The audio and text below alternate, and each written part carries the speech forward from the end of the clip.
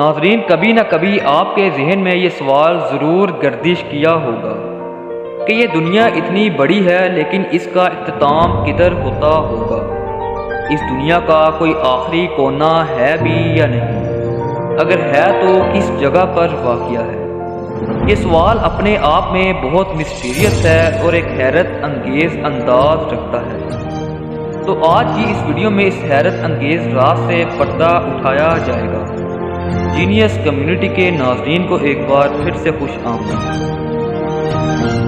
ویسے تو یہ تصور کیا جاتا ہے کہ دنیا بہت بڑی ہے، اس کا کوئی کنارہ نہیں ہے، لیکن اس کے باوجود ایک مقام ایسا بھی ہے جہاں پر دنیا ختم ہو جاتی ہے اور خشکی کا کوئی سلسلہ باقی نہیں رہتا، اور اس مقام کو اینڈ آف دی ورلڈ کہا جاتا ہے، یعنی یہاں دنیا ختم ہو جاتی ہے۔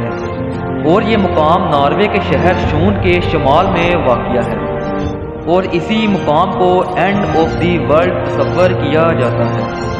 اس مقام پر نارویجن سمندر، جو ناروے کا سمندر ہے، وہ دنیا کے 20% حصے کے مالک بحیرہ اوقیانوس سے جا ملتا ہے، اور یہاں خشکی کا سلسلہ ختم ہو جاتا ہے۔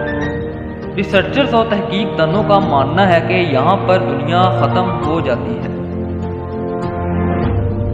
اور ریسرچرز نے اپنی ٹیکنالوجی کی بنیاد پر جہاں تک بھی نظر دوڑانا چاہیے، انہیں سمندر کے خراٹے مارتے ہوئے پانی اور چھلانگیں لگاتی ہوئی لہروں کے سوا کوئی چیز نظر نہیں آئی۔ اس بات پر سارے اتفاق کر چکے ہیں کہ ناروے کا یہ مقام ہی وہی مقام ہے جہاں پر دنیا اپنا دم توڑ دیتی ہے۔